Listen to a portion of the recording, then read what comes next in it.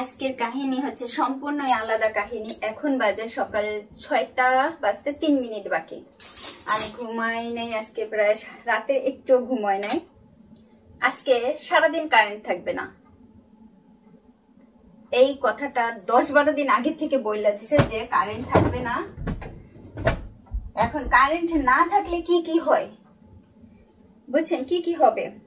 পানি থাকবে না, ইলেকট্রিসিটি তো থাকবেই না, তারপরে গ্যাস থাকবে না, টয়লেটের পানি থাকবে না, হ্যাঁ, খাবার পানি থাকবে না, খাবার পানি যেটা আছে ফিল্টারেরই এর থেকেও পানি পড়বে না, তারপরে গ্যাস তো জ্বলবে না বলতেছি, গরমও লাগবে, ঠিক আছে। ছোট ছোট বাচ্চা যাদের আছে প্রচুর কষ্ট হবে ভাই রে ভাই, এত কষ্ট হবে তাদের। তারপরে রান্না বান্নাও করতে পারবো না, ছোট চুলাতে আমি রান্না করতে পারবো, কিন্তু পানির সমস্যাটা থাকবে। ও আমি খাবার বের করে নেব। আমি কি বোকামি করছি, আমি আরো চিন্তা করছি আজকে অনেক কিছু রান্না করব, কারেন্ট থাকবে না যেহেতু আমি রান্না করব, কিন্তু রান্না করলে তো পানি লাগবে, পানির তো সমস্যা হবে। আমি এই ভুলটা করছি। তারপর ওইখানে বড় বক্স বের করে রাখছি যে খাবার পানি, যে থালা বাসন ধোয়ার জন্য একটা রাখবো, আর টয়লেটের পানি আর একটাতে রাখবো বোল। হ্যাঁ, আমি বের করে রাখছি। আমি তাড়াতাড়ি করে ফ্রিজের খাবারটা বের করবো। যে এখানে কিছু টোস্ট আছে, এইগুলা গরম করে নেব। বাটার দেওয়া আছে, আবার একটু তেলও দেওয়া আছে কড়াইতে, সমস্যা নাই। ওই যে ভাজি করছিলাম তো, বুঝছেন। আবার কিছু হয়েছে টুয়েছে নাকি, বেশ কয়েকদিন ছিল ফ্রিজে, বুঝছেন। এতে তারপর রসুন দেওয়া ছিল, আবার ওই যে আছে না, চোখে দেখি না, ছোটো ছোটো ছোটো ছোটো বুঝছেন, এইগুলাই ভয় লাগে বেশি, ওর জন্যই বেশি ভয় লাগে। এগুলো একটু ভালো করে ভাইজা নিব। ওরে বাবা, ফুটতেছে, দেওয়ার সাথে সাথে একেবারে লাল লাল করে ভেজে নেবো। হ্যাঁ, ফ্রিজ থেকে কি কি বের করছি, শসা, পেঁয়াজ, আলু, এগুলো ভালো করে ধুইয়া নিব। বাইরে ভাই, ভাতও রান্না করতে হবে, পানি ধরে রাখতে হবে, জিওর কাপড় ধুইতে হবে, ওর মার্শাল লাইটের কাপড় প্রতিদিন ধুইতে হয়। হ্যাঁ, এই যে চাল নিয়ে আসছি, সাদা ভাত একবারে করে রাখবো। সাদা ভাত গতকালকে সারাদিনে খাই নাই, কোরিয়ান চালের ভাত খাইছি।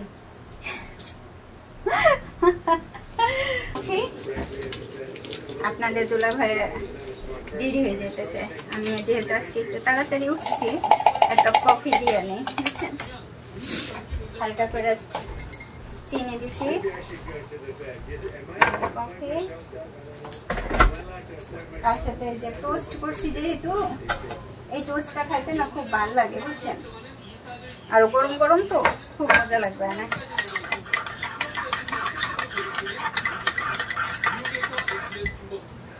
আমি খাবো না একটু পরে।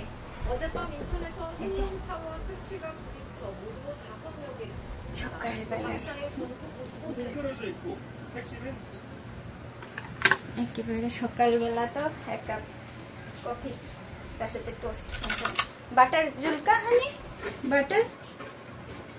Butter জুলকা, butter 맛이 없어? 맛이 없으면 먹지 마. আর ওই দেখেন আমি বের করে রাখছি, ওরে রে,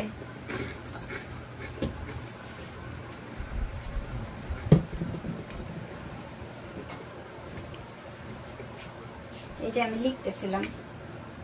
এই যে এইটা রাখবো রান্নার পানি, আর এই নিচেরটা হচ্ছে টয়লেটের এসে রাখবো, বুঝছেন।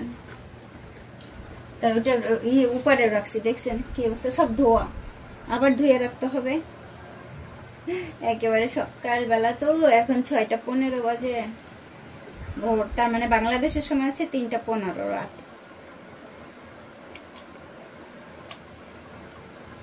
সূর্যের আলোটা ওইখানে পড়ে একেবারে হলুদ দেখাইতেছে এখনই, ভোরের এইটা সূর্য তো ভোরের একটা আছে না আলো, সেটা। ওই যে যাচ্ছে আপনাদের দুলাভাই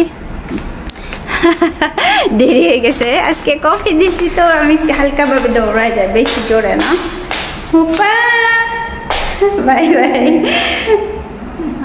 আপনাদের দুলাভাই বাই বাই বাই দিতেছে অনেকক্ষণ ধরে আমি করে দিছি কেটে দিছি হ্যাঁ দেখছেন মেসেজ চলে আসছে ঘরের থেকে বাইরে যেতে পারে না অফিস থেকে মেসেজও চলে আসছে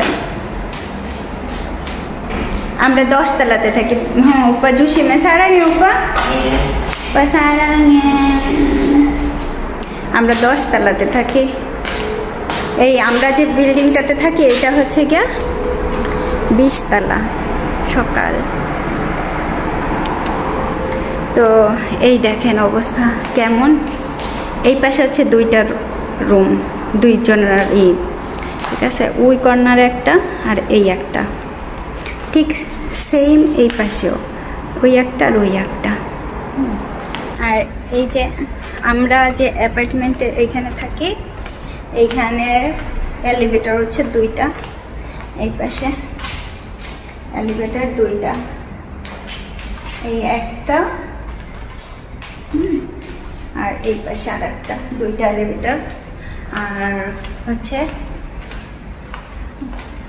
এটা হচ্ছে সম্পূর্ণভাবে অ্যাপার্টমেন্টটা 20 তলা তো অ্যাপার্টমেন্টগুলো কীরকম কোরিয়াতে আমি ওই যে বলি যেমন থোক্কা ধরা গুচ্ছ গুচ্ছ থোক্কা ধরা যেমন এই অ্যাপার্টমেন্ট এই এলাকার এইটা আছে একটা নাম আর ওই যে দূরে দেখেন দূরে বা এই যে আমাদের কাছে ওই একটু ওই যে ফাঁকার ভিতর ওই যে ওইগুলা ওইখানে আছে আর একটা গুচ্ছ ঠিক আছে এইরকম গুচ্ছ গুচ্ছ ধরা ওই গাছটায় কি সুন্দর ফুল আসছে খুব সুন্দর ফুল আসছে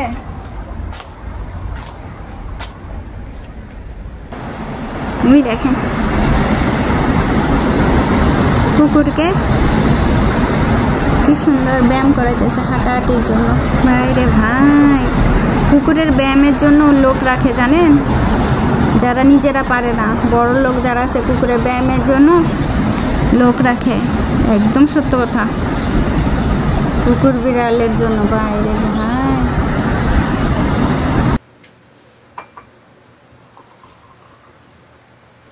আমি 1 কাপ চা খাই লই বুঝছেন 1 কাপ চা খাই লই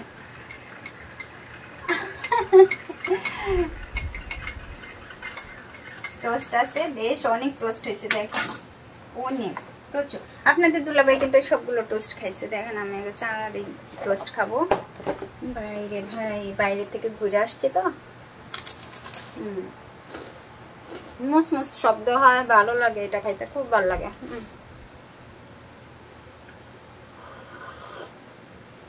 আর আমি র চা খাই তো খুব ভালো লাগে সকালবেলাতে আমি কাজ গুছাই নিচ্ছি মনে মনে আর কি কি করবো ভাতটা একটু পরে চড়াবো চাল ধুইছে যে জন্য সকালে নাস্তা করব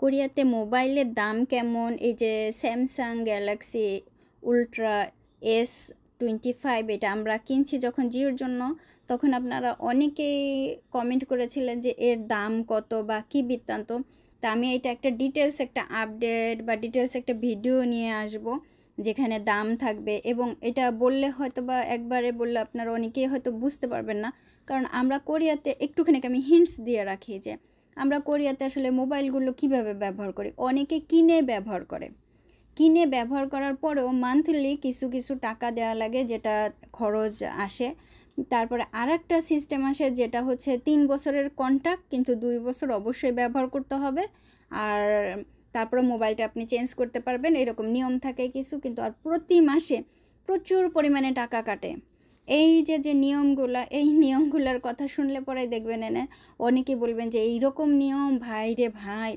একদম সত্য কথা অনেক কঠিন নিয়ম এর চাইতে ভাই আমাদের দেশে ভালো যে টাকা থাকলে জিবি কিনবেন টাকা না থাকলে জিবি কেনার দরকার নাই ঠিক আছে এবং আমাদের 3 জনের মাসিক মোবাইল খরচ কত আসে তারপরে হচ্ছে কি আমাদের ঘরের যে ইন্টারনেট এই ইন্টারনেটের খরচ কত আসে এইটার একটা ডিটেলস একটা ভিডিও থাকবে আসলে আমাদের ঘরের ইন্টারনেট কিন্তু আমরা যেহেতু মোবাইল ইন্টারনেট ওই যে দেশের মতোই ঠিক আছে। কিন্তু ভাই রে ভাই, এর জন্য যে কত টাকা দিতে হয় মানে কোরিয়ান ওন, সেটা শুনলে পরে আপনারা হয়তো বা অনেকে অবাক হবেন, আবার অনেকে বলবেন যে এটা তো স্বাভাবিক। এখন ওই যে বলি না ভাই, কোরিয়ান সরকার অনেক বেতন দিয়ে রাখছে, কিন্তু এই খাতে আর ওই খাতে, এই খাতে ওই খাতে এমনভাবে টাকা কাটে, বিশ্বাস করবেন না, আমি বুঝাইতে পারবো না যে মাসের শেষে আমাদের প্রচুর টানাটানি পড়ে। আমি যখন জব করছি তখন একেবারে দেদারসে খরচ করছি সমস্ত কিছু, এখনও দেদারসে খরচ করি, কিন্তু পোষাইতে পারি না, কারণ ওই যে হাত একটু বড় হয়ে গেছে বুঝছেন, খরচের হাত, এখন আর এটা ঠিক করতে পারি না। তাই আমাদের প্রচুর প্রবলেম হয়। কিন্তু যারা ধরেন জব নিয়ে আসে একেবারে সরকারিভাবে, তারা খুবই হাইফাই অবস্থা। এখন এদের কথা আর একটা বলি যে কোরিয়াতে গত কয়েক মাসে আগে বেশ কয়েকজন ভাইয়ারা মারা গেছেন, এবং তাদেরকে দেশে পাঠানোর জন্য অনেকভাবে চেষ্টা চরিত্র করে, অনেকে এমনিভাবেই গেছে তাদের খরচে, এবং অনেকে আছেন যে ওই যে সরকারিভাবে জবে আসছেন, প্রতি মাসের টাকাটা পরিবারে পাঠাই দিয়েছেন, এইখানে একটা টাকাও রাখেন নাই, কোনো জায়গায় কোনো টাকা পয়সা রাখেন নাই, কোনো কিচ্ছু করেন নাই।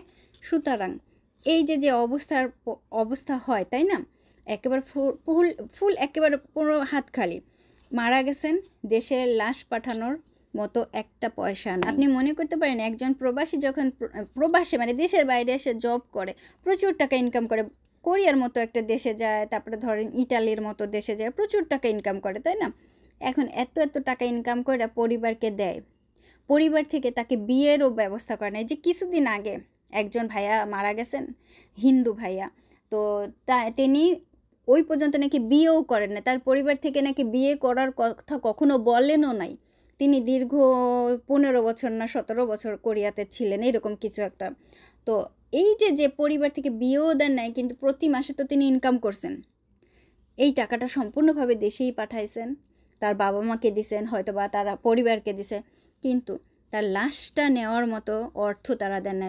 চাঁদা তুলে তুলে তার লাশটা দেশে পাঠাইতে হবে। কিন্তু প্রবাসে যারা থাকে সবাই মনে করে যে তাদের প্রচুর টাকা পয়সা, প্রচুর টাকা পয়সা। বিশ্বাস করেন, আমার তো মনে হয় আমি প্রচুর গরিব, মনে হয় না, আমি প্রচুর গরিব। দেখেই বলবেন যে আসলে আপা আপনি এত সিম্পল থাকেন। ওই যে সিম্পল থেকে, কারণ টাকা পয়সা তো নাই ভাইরে ভাই, টাকা পয়সা নাই, সেজন্য এত সাধারণভাবে থাকি। টাকা পয়সা যদি থাকতো তাহলে দেখতেন যে ডাঁট বাট হাই ফাই অবস্থা ঠিক অন্য রকম হয়ে যেত, কি ঠিক কিনা বলেন। কোনো টাকা পয়সা নাই বিধায় তো এরকম হাই ফাই অবস্থা না, এটা একেবারে সহজ কথা। সেজন্য ওই যে অনেকেই মনে করেন যে প্রবাসে আসে, দেশে আসুক দেখাই দেবো নে, হ্যাঁ টাকা পয়সা নেবো, হ্যান করবো ত্যান করবো, বা প্রচুর জালিয়াতের পাল্লায় পড়ছি। গত বছর এই বছর দেশে গেছি, প্রচুর পরিমাণে জালিয়াতের পাল্লায় পড়ছে। মানুষজন মনে করে কি প্রবাসে আসে তো প্রচুর টাকা ইনকাম করে, ভাই প্রচুর টাকা ইনকাম করে, এখানে খরচও যেরকম হয় সেই রকম অবস্থা।